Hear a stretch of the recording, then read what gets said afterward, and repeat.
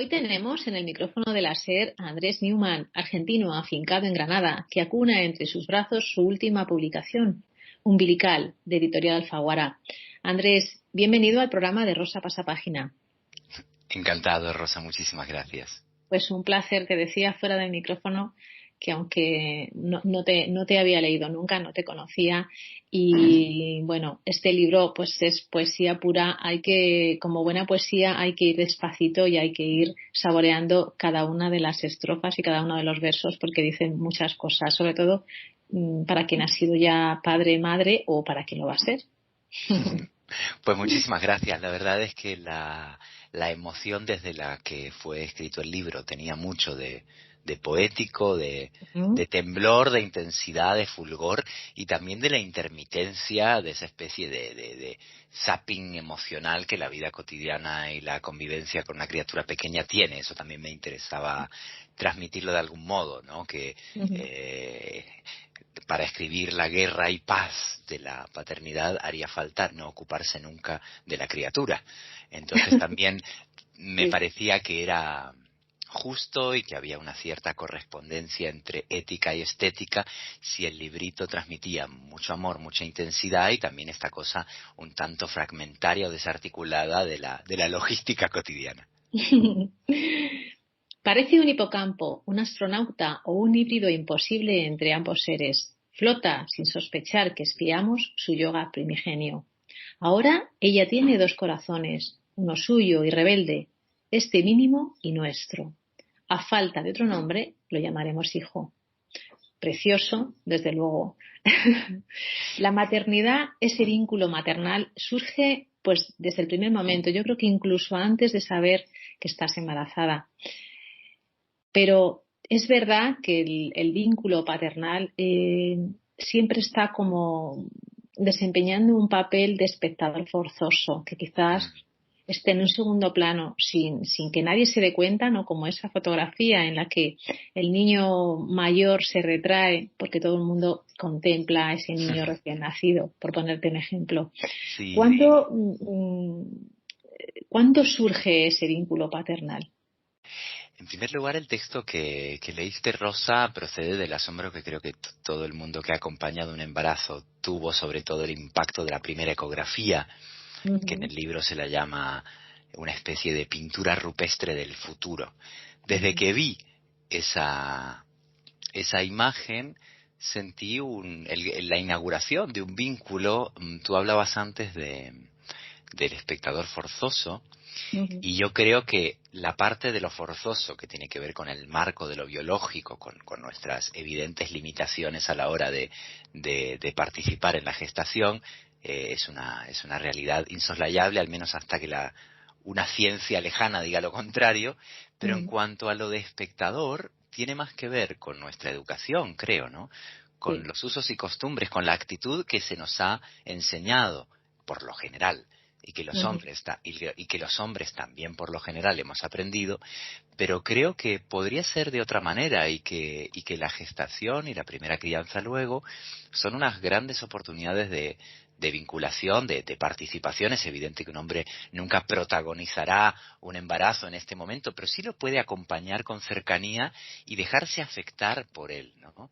En el libro se habla, por ejemplo, en Umbilical, de un momento que a mí me pareció muy simbólico y muy hermoso, y que también hemos vivido muchas personas, que tiene que ver con esas coreografías que poco a poco se van inaugurando en casa cuando el estado de gestación es avanzado, las maneras de dormir, de abrazarse, de vivir el sexo y de, por supuesto, hasta de pasear, de comer.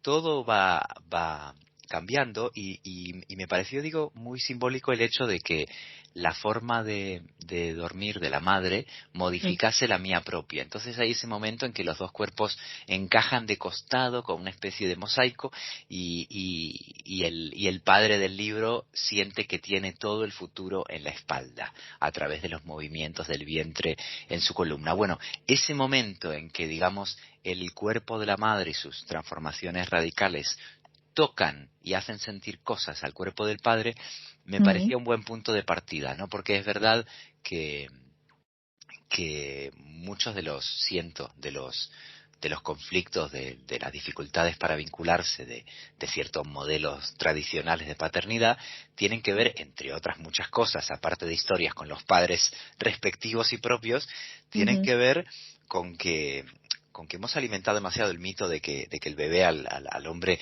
le cae en los brazos un día de repente y entonces se tiene que plantear qué va a hacer. Yo por lo menos procuré vivir el embarazo como una oportunidad para ir gestando poco a poco un vínculo imaginario que se va transformando en físico, o por Sí. decirlo con el título del libro, construir un cordón umbilical paralelo que no está en la zona de la placenta, no goza de líquido amniótico, pero también se puede ir construyendo y disfrutando.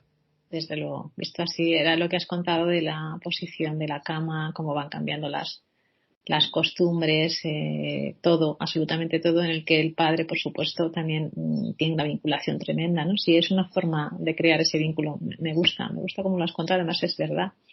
¿Se legan las identidades, Andrés? Si se legan, bueno, creo que nuevamente, más allá de lo genético, creo que lo que se lega sobre todo y lo que más me interesaba trabajar como escritor, que es mi oficio, Sí. es la transmisión de la memoria colectiva y familiar a través de los relatos. Relatos que a veces son explícitos y otras veces son inconscientes. Pero creo que, de hecho, la muy primera infancia es un ejemplo perfecto de eso, porque es una zona de nuestra memoria misteriosa Ujú. y muy poética, que se borra. A mí me parece absolutamente asombroso, y eso tiene que ver con otras de las misiones de este libro. Me parece Ujú. asombroso que los cimientos de nuestra personalidad, los fundamentos de nuestro carácter, los resortes afectivos más primarios que tendremos probablemente durante toda nuestra vida, queden en esa zona inevitable de penumbra y a la que solo podamos acceder a través del relato familiar. Pues Ujú. tú cuando eras chica llorabas mucho, ¿no? Uy, pues anda que no eras difícil para dormir. Ese tipo de relatos que Ujú. tomamos como ciertos porque no tenemos más remedio y que son muy vagos, muy tenues, a veces empujados por el tópico, a veces alimentados por cierta predisposición, e incluso, y esto es muy novelístico, si le preguntas a un miembro de la familia te dirá una cosa de tu infancia, pero si te molestas en hacer una labor periodística y entrevistar a otros miembros de la familia, a lo mejor recibes una historia de tu propia memoria distinta. Entonces, quiero decir, lo que se lega sobre todo es una idea acerca de nuestra propia identidad que termina efectivamente condicionándola. Y en ese juego de descubrir qué somos o narrar qué somos y preguntárnoslo para empezar a hacer algo, creo que la edad de la primerísima infancia es absolutamente crítica, y por eso me fascinaba mucho tratar de narrarla en un libro literario, porque creo Ujú. que, como tú decías al principio, Rosa, aunque por supuesto hay y seguirá habiendo siempre una literatura fascinante de las maternidades y de la transformación histórica de su rol, ¿no? Que es Sí. central y urgente y necesaria, hay mucha menos hasta ahora literatura de paternidades y primeras infancias, y mucho menos aún libros que exploren la relación entre hombres y bebés, ¿no? Es como si solo tuviéramos El padre terrible de Kafka o El padre Sí, ausente para cierto. ajustarle cuentas o para lamentarnos o para echarle la culpa, y es evidente que esos padres pueden dañar por acción u omisión, que existen y existirán siempre, pero también que hay otras paternidades que se relacionan más desde la emoción, desde la ternura, desde el cuidado, desde la torpeza a la de intentar hacer todo eso, y no siento yo que haya libros que traten de explorar esos otros modelos de paternidad, al menos no desde el punto de vista poético o literario, como tú decías. No, desde luego que no. Astrónomo interior, observas las alturas de la casa. Tu misión está siempre un poco más arriba de mi hombro, la frente exploradora, la boca más abierta que la luz, las ideas formándose en la constelación del iris. Mirándote mirar, aprendo del espacio y de sus proporciones relativas. No prestas atención, te la fabricas. Una fascinación en busca de su objeto. Con ellos aprendemos muchas cosas. Yo creo que aprendemos sobre todo una forma de querer diferente. Y ellos en esta observación, en este poema que defines como astrónomo interior, que me parece maravilloso, van aprendiendo de lo que van sintiendo, de lo que nosotros le vamos transmitiendo.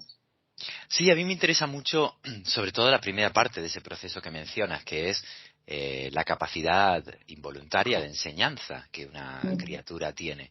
Siempre tenemos como el peso de la responsabilidad, y es inevitable, de lo que le estamos enseñando o creemos que deberíamos enseñarle.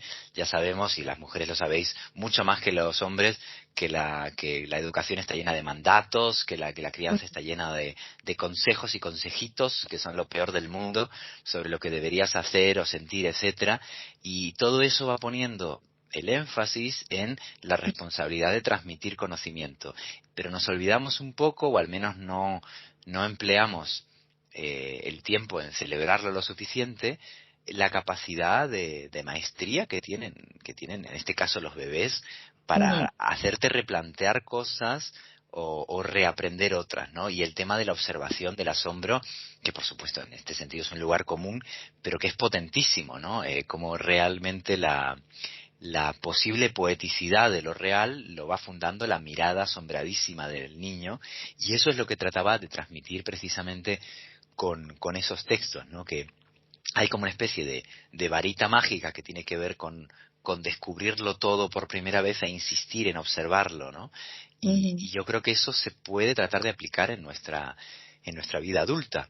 Luego la capacidad para habitar el presente, ¿no? Que tienen las criaturas es una cosa verdaderamente admirable. O sea, se requiere mucho estudio filosófico, mucho esfuerzo intelectual y te diría que hasta mucha terapia emocional para Ya que una lo creo. persona adulta consiga vivir el presente con la intensidad con la que un bebé de forma natural lo vive todo. Entonces yo considero en ese sentido que nuestro bebé está siendo más bien mi maestro, mucho más que mi discípulo. Ujú, ujú. Así que él me va a Efectivamente, legar algo, quiero decir, espero salir a sí, él también y no solo él a mí. él a ti. El primer año en la vida de un bebé es el que más cambios experimenta. O sea, no solamente crecimiento físico, sino crecimiento intelectual, psicológico, sensaciones. Eh, lo curioso es que él no recordará nada, no recordamos nada de ese primer año. Exactamente, y por eso, más allá de si tenemos o no hijos, hijas, si tenemos Mm. interés o nos sucede o no el formar una familia, otro de los núcleos del libro era preguntarse por cómo funcionan esas omisiones en nuestra propia historia de Eso es. infancia. Es decir, yo tenía la verdad, antes incluso de tener un hijo, en que se me ha acentuado, por supuesto, mucho esa curiosidad y también la revisita a la relación con mi madre, que no vive, y con mi padre, que todavía está aquí, siempre digo, Mm. me ha interesado mucho el qué habrá pasado con esas etapas primerizas de mi infancia que no recuerdo, y cómo me habrán influido. Casi todo el mundo ha nacido en algún momento histórico crítico por una razón u otra. Mi hijo es un pandemial con todo lo que eso Mm. implica, y también ha nacido en plena invasión de Ucrania, pero mi infancia, mi nacimiento sucedió 9 o 10 meses después del último golpe de Estado en Argentina. Es decir, que yo soy Mm. un hijo literalmente de la dictadura argentina. Pienso en los niños de posguerra de España, que han sido tantísimos. Quiero decir, en nuestra memoria no solamente se omiten un montón de pequeños, grandes acontecimientos que nos marcaron y que nadie Mm. nunca nos contará o nos contará poco e interesadamente, sino que también, y eso también se lega, Rosa, creo, se van cifrando los acontecimientos colectivos, los traumas colectivos y también los Sí. gozos Mm. colectivos, y todo eso vivirá sumergido para siempre, y el tratar de emergerlo un poco al menos me Sí, parece una tarea literaria maravillosa y fascinante. desde luego. Uno cuando va a ser padre no se imagina cuánto va a cambiar su vida. Mm. Bueno, yo me lo imaginaba por una razón. Como pertenezco a una generación de padres tardíos, yo ya lo había visto a mi alrededor. Es decir, sé que no es lo mismo vivirlo que te lo cuenten, pero estaba más o menos predispuesto a que cambiasen muchas cosas porque no dejaban de contármelo las madres y padres que me rodeaban, ¿no? Y Sí, con cuyas criaturas de algún modo ibas estableciendo vínculos de cariño. Eso también me gusta mucho, ¿no? La posibilidad de dejar de dividir el mundo en dos, en tienes o no tienes hijos. Tendemos bien, mucho en nuestra época como a la dicotomía, ¿no? Parece como que viéramos nuestra sociedad con la estructura de una red social, ¿no? Es sí, no, a favor, en contra, estos o los otros, ¿no?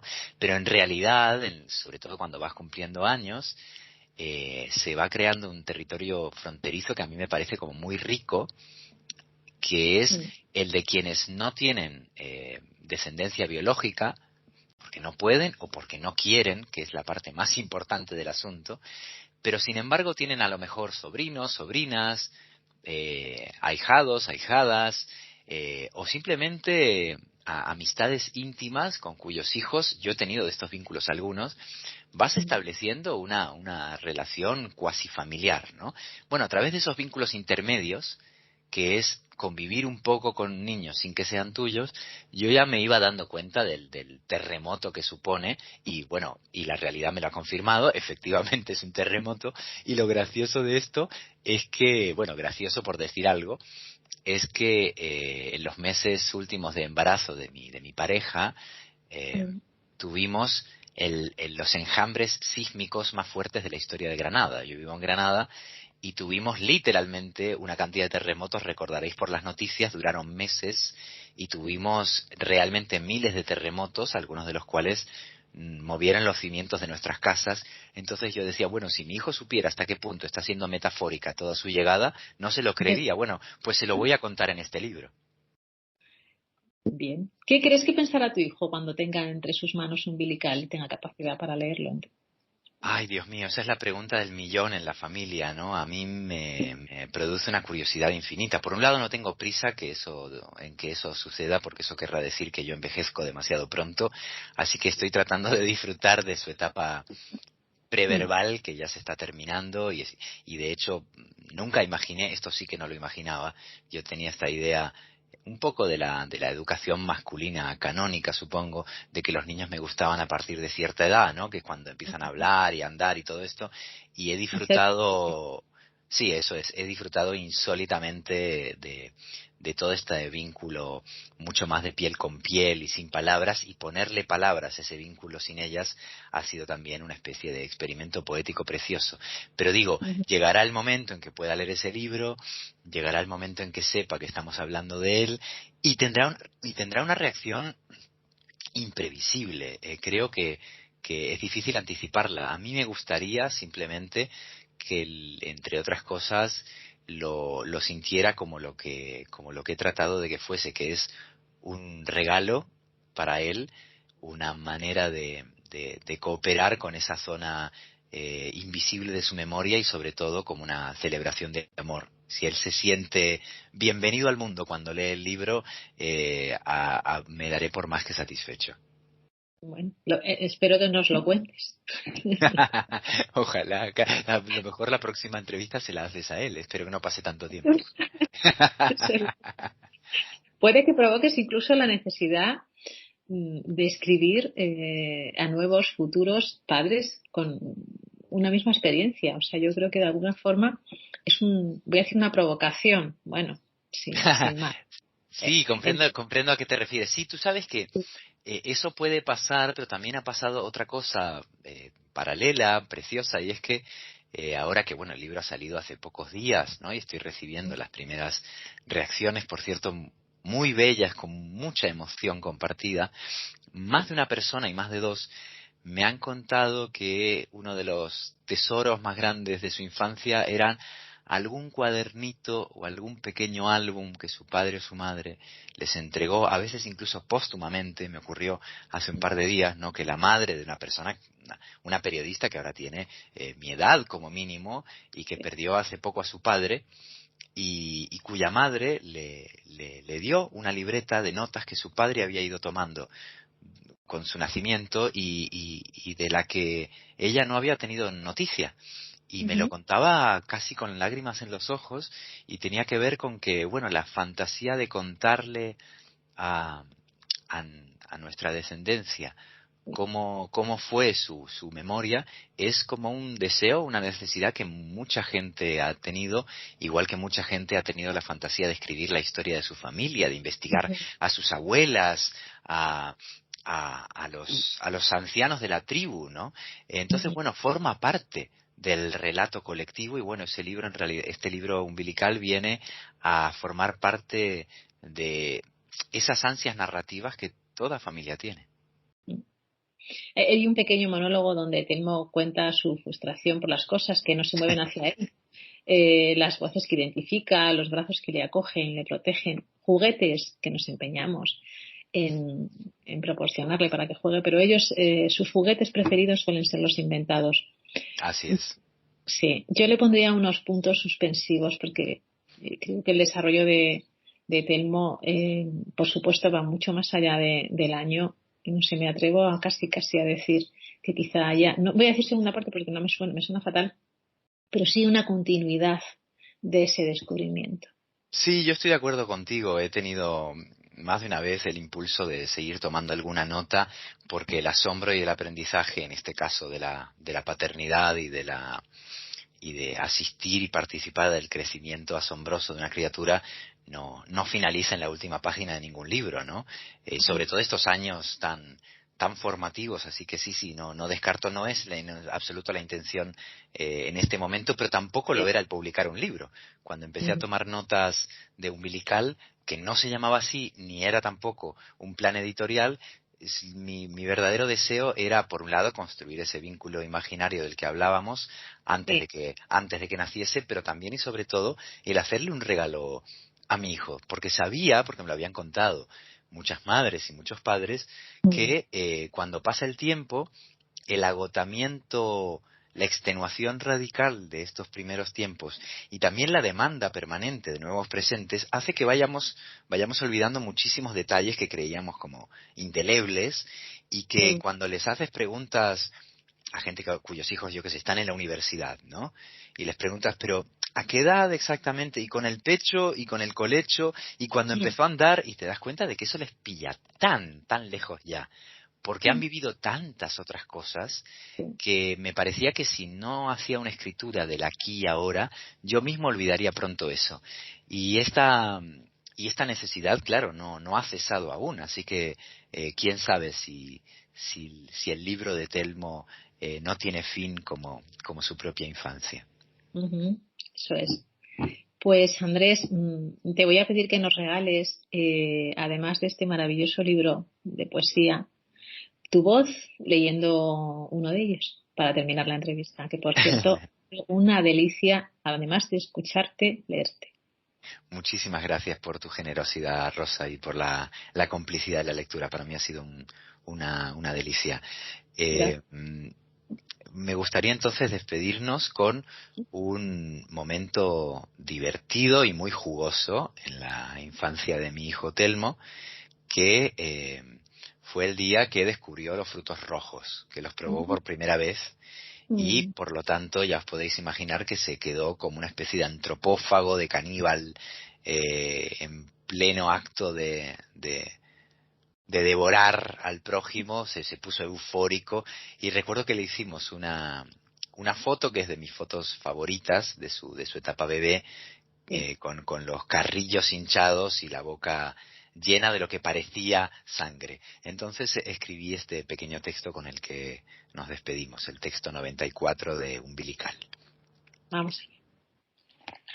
Sediento de la sangre del verano, se te llena el aliento de moras muy maduras. Me miras fijamente con los labios heridos por tu glotonería, las mejillas con huellas de tu crimen frutal. Sueltas un alarido de euforia y acidez. Roja tu risotada, rojo el día. Mi hijo es un vampiro de ida y vuelta. La energía que absorbe es la misma que irradia. Precioso día rojo. Y además, bueno, precioso día rojo y un gusto irradiar esta otra energía de las ondas que es la radio. Así es. Pues un placer, Andrés. Y Muchísimas muchas gracias, gracias. Rosa. Gracias Gracias a ti. a ti y a tus oyentes siempre. Gracias. Un abrazo fuerte. Un abrazo.